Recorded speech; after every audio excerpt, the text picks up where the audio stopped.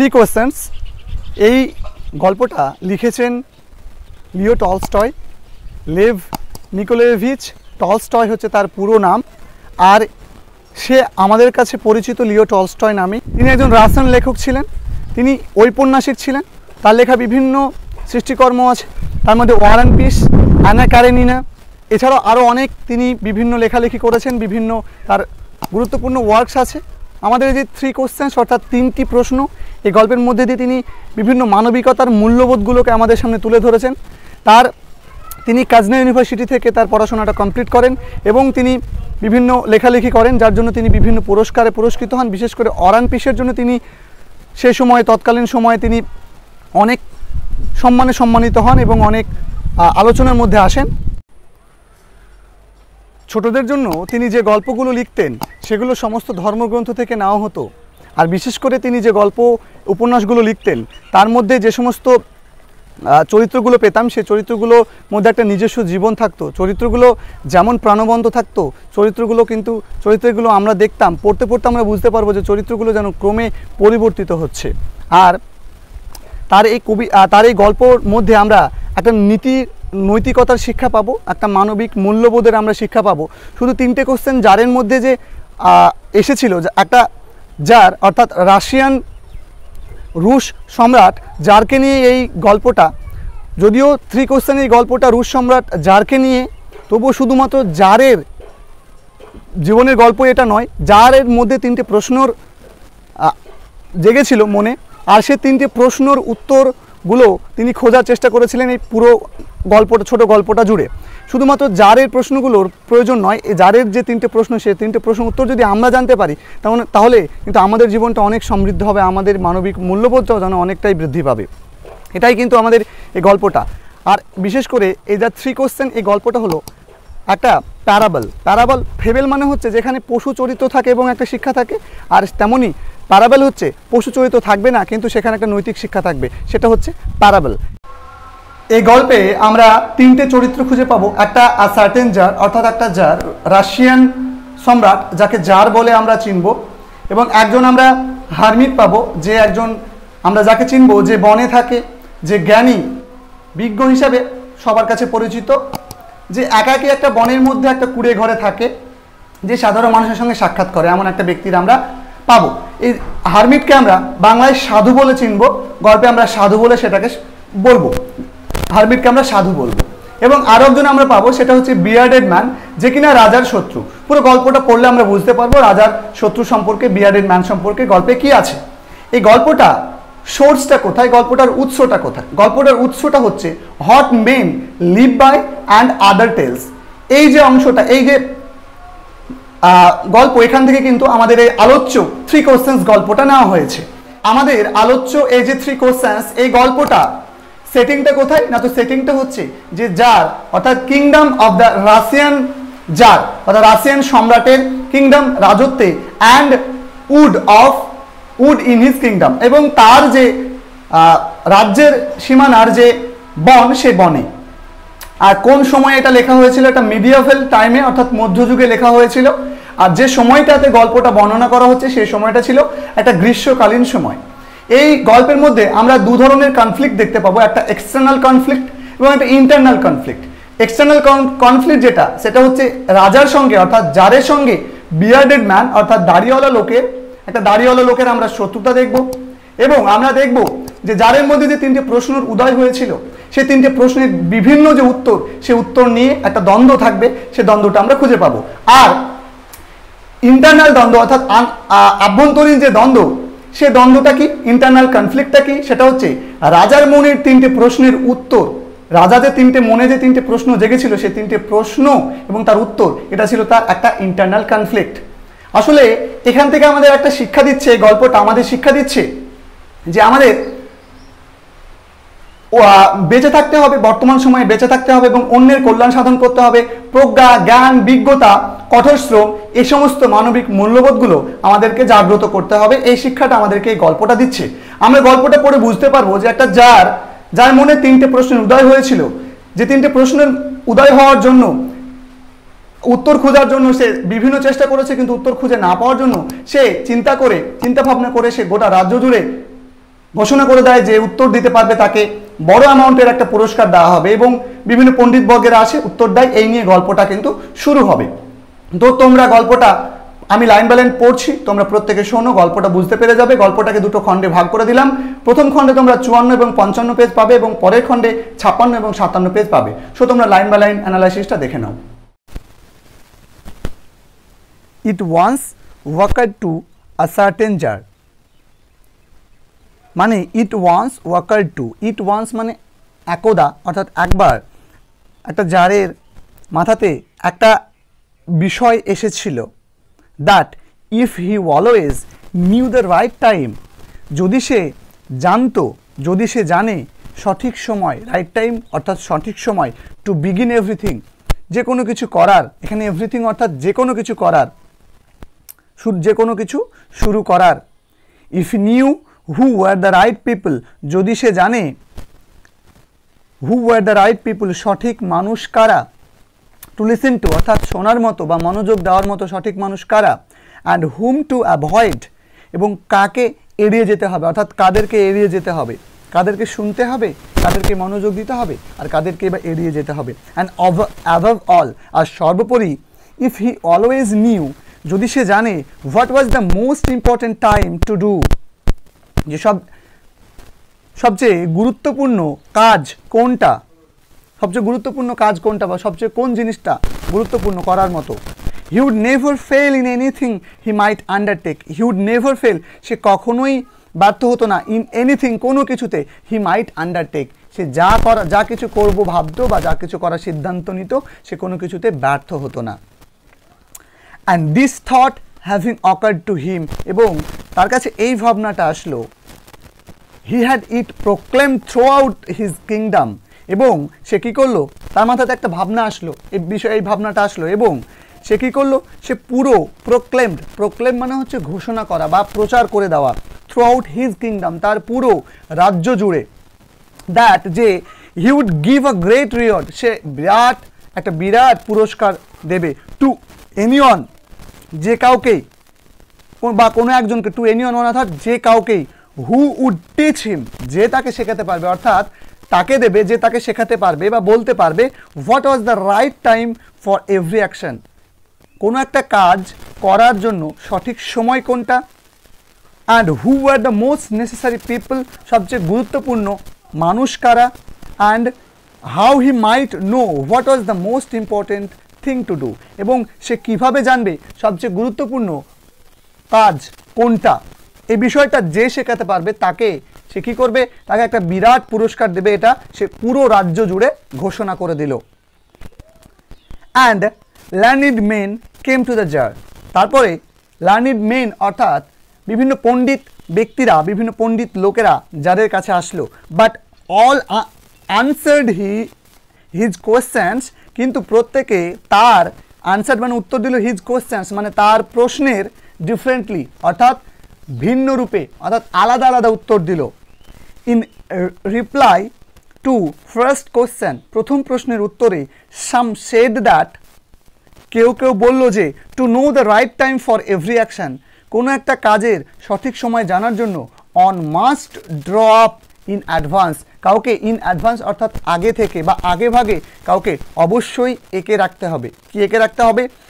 Table of days মানে দিনের তালিকা, মান্থস মাসের তালিকা, অ্যান্ড ইয়ার্স এবং বছরের তালিকা, অ্যান্ড মাস্ট লিভ স্ট্রিক্টলি মানে কঠোরভাবে, অ্যাকর্ডিং টু ইট, এবং এই টেবিল অর্থাৎ এই তালিকা অনুসারে কঠোরভাবে এই তালিকাটাকে পালন করতে হবে বা এই তালিকা অনুযায়ী কাজ করে যেতে হবে।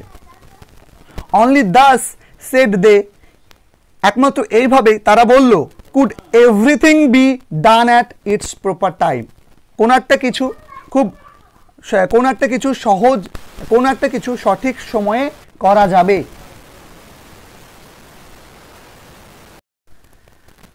আদার্স ডিক্লেয়ার দ্যাট, অন্যরা বলল বা অন্যরা ঘোষণা করলো, দ্যাট যে ইট ওয়াজ ইম্পসিবল, এটা অসম্ভব, to decide before hand the right time for every action, মানে যে কোনো কিছু করার সঠিক সময়টা আগে থেকে সিদ্ধান্ত নেওয়ার বা আগে থেকে বুঝে যাওয়া বিষয়টা একদম অসম্ভব একটা ব্যাপার।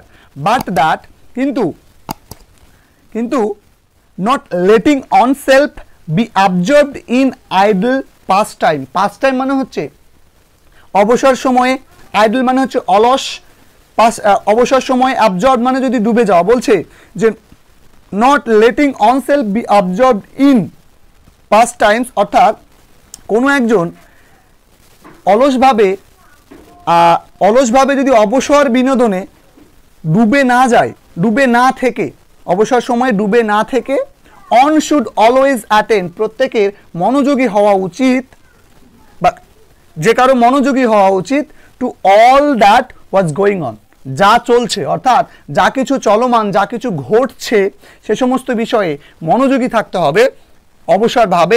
অলসভাবে অবসর বিনোদনে ডুবে না থেকে যা চলছে সে বিষয়ে সতর্ক থাকতে হবে বা সজাগ থাকতে হবে।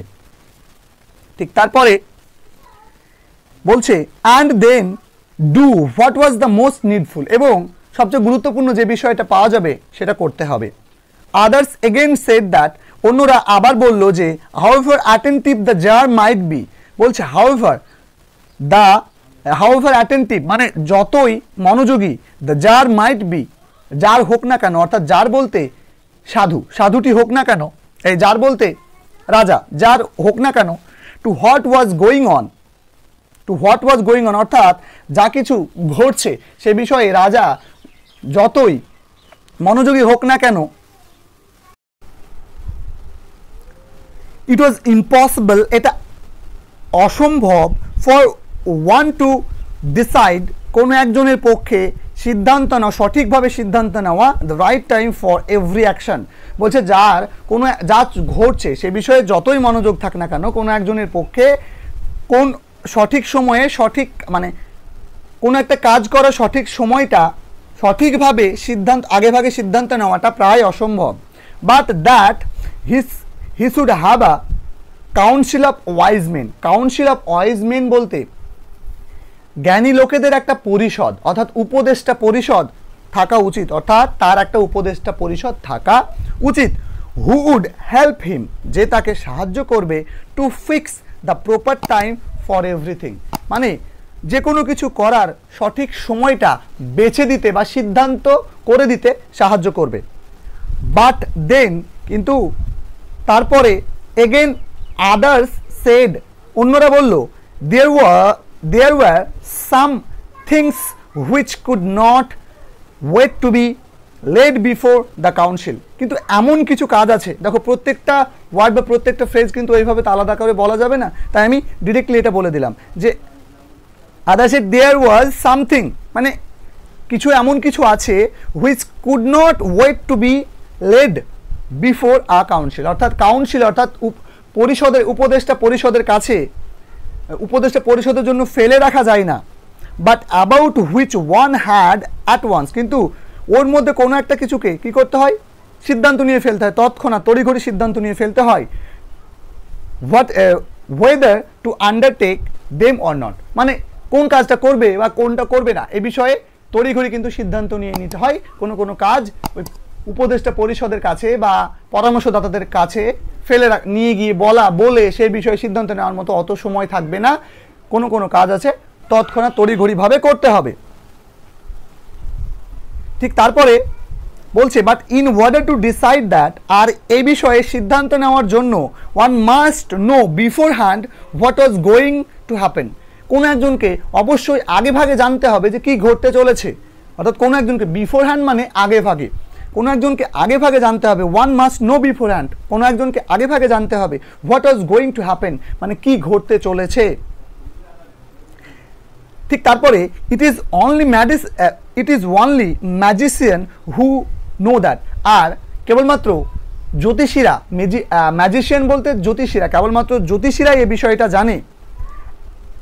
অ্যান্ড দিয়ারফোর, এবং এইভাবেই in order to know the right time for every action, এবং যে কোনো কিছু করার সঠিক সময়টা জানতে ওয়ান মাস্ট কনসাল্ট ম্যাজিশিয়ানস, কোনো একজনকে জ্যোতিষীদের পরামর্শ নিতে হবে বা জ্যোতিষীদের সাথে কনসাল্ট করতে হবে, যোগাযোগ করতে হবে বা তাদের পরামর্শ নিতে হবে।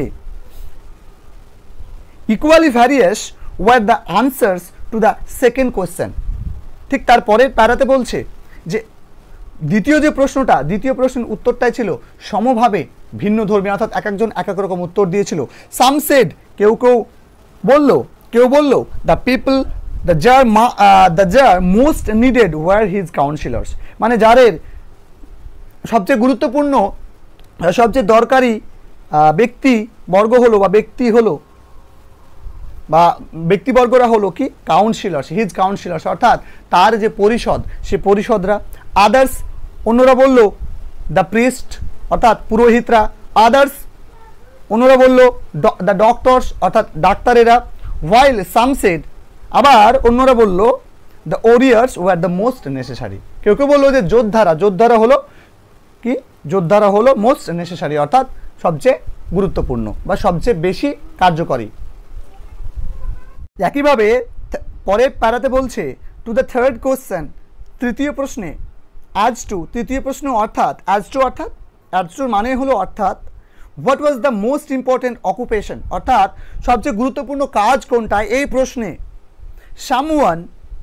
সাম রিপ্লাইড দ্যাট, কেউ বলল the most important thing in the world was science, এই পৃথিবীর সবচেয়ে গুরুত্বপূর্ণ কাজ হলো বিজ্ঞান বা বিষয় হলো বিজ্ঞান।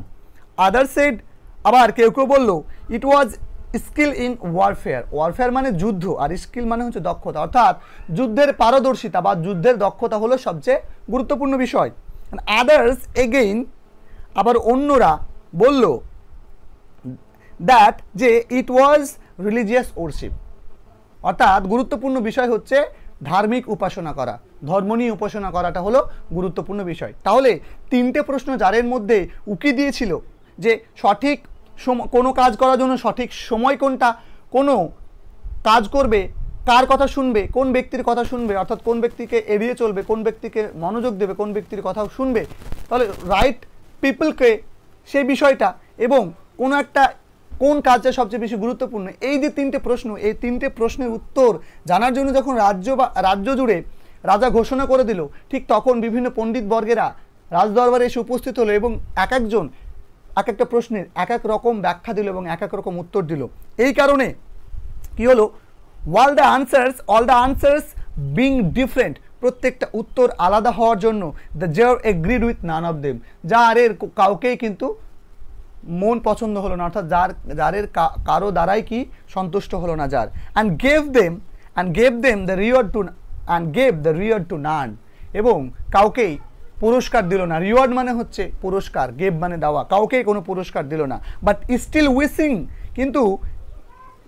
Wishing to find the right answers to his questions, কিন্তু তার প্রশ্নের সঠিক উত্তর জানার ইচ্ছা নিয়েই he decided to consult a hermit, সে সিদ্ধান্ত নিল একটা হারমিটের সঙ্গে কনসাল্ট করা। হারমিট বলতে সাধু, আমরা হারমিট নিয়ে আগেই তোমাদের সঙ্গে ডিসকাস করে দিয়েছি। তো হারমিট অর্থাৎ সাধু।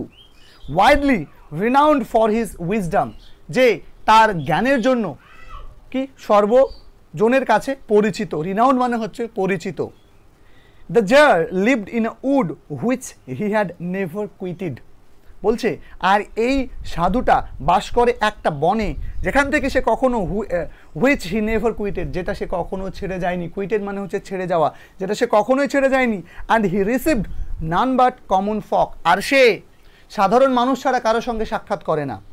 So the tsar put on simple clothes, আর এই কারণে জার কী করেছিল, জার খুবই সাদামাটা পোশাক পরেছিল। And before reaching the hermit cell, এবং সাধুর যে সেল অর্থাৎ সাধুর কক্ষ বা কুঁড়ে ঘরের কাছে আসার আগেই ডিসমাউন্টেড ফ্রম হিজ হর্স, ডিসমাউন্ট অর্থাৎ গট ডাউন বা গট অফ, অর্থাৎ নেমে পড়া। কী থেকে নেমে পড়লো, জার নেমে পড়লো তার ঘোড়া থেকে। And living his bodyguard behind, এবং তার বডিগার্ডকে পিছনে ফেলে রেখে ওয়েন্ট অন অ্যালোন, একা একা এগিয়ে গেল।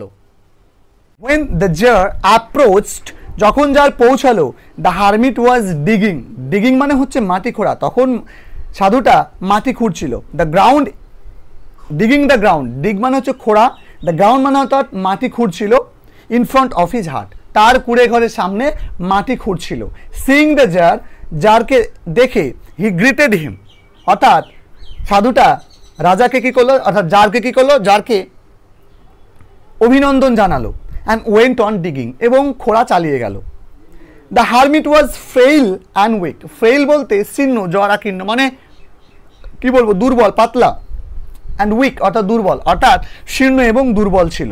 অ্যান্ড ইচ টাইম, এবং প্রত্যেকবার he stuck his spade into the ground. Spade মানে হচ্ছে কোদাল, সে যতবারই কোদাল মাটিতে কোপাচ্ছিল, and turn the little earth, এবং মাটি তুলছিল, মাটিতে কোপ দিচ্ছিল এবং মাটি তুলছিল। হি ব্রিথড হেভিলি, সে জোরে জোরে শ্বাস নিচ্ছিল বা শ্বাস ফেলছিল। The czar went up to him and said, czar সাধুটার কাছে গেল এবং বলল, I have come to you wise hermit, জ্ঞানী সাধু আমি তোমার কাছে এসেছি, আমি আপনার কাছে এসেছি, to ask you to answer 3 question, 3টে প্রশ্নের উত্তর জিজ্ঞাসা করার জন্যে।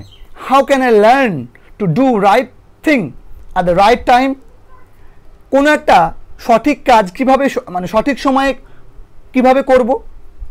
হু are the right people I most need, বলছে যে কোন লোকজনগুলো আমার সবচেয়ে বেশি দরকারি। And to whom should I therefore pay more attention than to rest, আর এভাবে অন্যদের থেকে সেই গুরুত্বপূর্ণ মানুষদেরকে আমি কীভাবেই বা মনোযোগ দেব। And what affairs the most important, এবং কোন কাজটা সবচেয়ে গুরুত্বপূর্ণ। And need my first attention, এবং আমার যে কাজটাতে আমার প্রথম কী দেওয়া দরকার, দৃষ্টি দেওয়া দরকার, অর্থাৎ কোন কাজটা আমার সঠিক সময়ে, কোন সঠিক কাজটা আমার করা দরকার, কোন মানুষটা আমার জন্য সবচেয়ে বেশি গুরুত্বপূর্ণ এবং কাকে আমাকে বেশি গুরুত্ব দিতে হবে অন্যদের থেকে, এবং কোন কাজটাতে আমার প্রথম দৃষ্টি দিতে হবে, অর্থাৎ প্রথম আমাকে গুরুত্ব দিতে হবে, সেই বিষয়টা আমি কিভাবে শিখতে পারবো, কিভাবে জানতে পারবো। এটা ছিল জারের কাছে, জারের প্রশ্ন সাধুর কাছে। এই জায়গাটা ভালো করে পড়তে হবে, কারণ এই জায়গাটা অনেক সময় প্রশ্ন আসে। এই যে অংশটা বললাম, চিন্তার কোনো কারণেই, প্রত্যেকটা যখন আমাদের পড়ানো হয়ে যাবে তখন আমি তোমাদেরকে পেজ ধরে ধরে কোন পেজ থেকে কী কী প্রশ্ন, শর্ট প্রশ্ন কী কী বলবো আমি তোমাদেরকে করে দেবো, শর্ট প্রশ্ন করে দেবো, প্রত্যেকটা পেজ ধরে ধরে আমি তোমাদেরকে বড় প্রশ্নগুলো করে দেবো। কারণ যার থেকে, অর্থাৎ 3 কোশ্চেন্স থেকে তোমরা কিন্তু যে কোনো প্রশ্ন অনায়াসে কমন পেয়ে যাবে। So don't worry about it, শুধু আমাদের চ্যানেলের সঙ্গে থেকো। এবং ঠিক তারপরে বলছে, দেখো, the hermit listen to the czar but answered nothing. আর সাধুটা যাদের কথাগুলো শুনলো কিন্তু কোনো উত্তরই দিল না। He just spat on his hand. Spat মানে হচ্ছে থুথু, থুথু ফেললো। স্পিট মানে থুথু ফেলা, সে তার হাতে থুথু ফেললো। অ্যান্ড রিকমেন্সড ডিগিং, এবং তার খোঁড়া আবার খুঁড়তে লাগলো, অর্থাৎ খোঁড়া চালিয়ে গেল। You are tired said the tsar. Tsar বলল যে আপনি ক্লান্ত। Let me take the spade, আমাকে কোদালটা দিন। And work a while for you, এবং আপনার জন্য কিছুক্ষণ কাজ করতে দিন। তো এই 55 পেজ পর্যন্ত আমি তোমাদেরকে আজকের ভিডিওতে আমি বোঝালাম, পড়ালাম। তোমরা প্রত্যেকে এই 2টো পেজ পড়ে ফেলবে। এখান থেকে প্রশ্ন আমি তোমাদেরকে গোটা গল্পটা শেষ করার পরে তোমাদেরকে দিয়ে দেবো, এবং পরের যে 2টো পেজ অর্থাৎ 56 এবং 57 পেজটা আমরা ঠিক 2 দিন পরে তোমাদেরকে ভিডিও দিয়ে দেবো। সেই ভিডিওতে তোমাদের সঙ্গে আমি আলোচনা করব। সো ধন্যবাদ, দেখা হবে পরবর্তী ভিডিওতে।